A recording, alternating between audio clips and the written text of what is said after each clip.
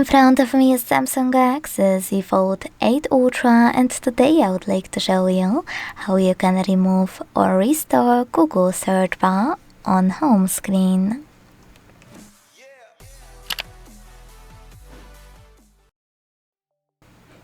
First of all, to remove it, hold your display and wait for all of those options to show.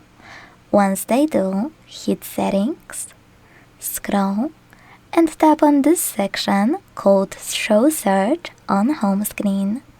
To disable it, use blue switcher next to Search and wait for it to turn gray.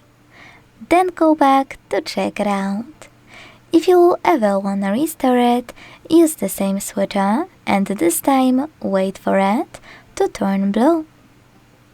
Thanks so much for watching. If you enjoyed this video, leave a like, comment and subscribe. Bye!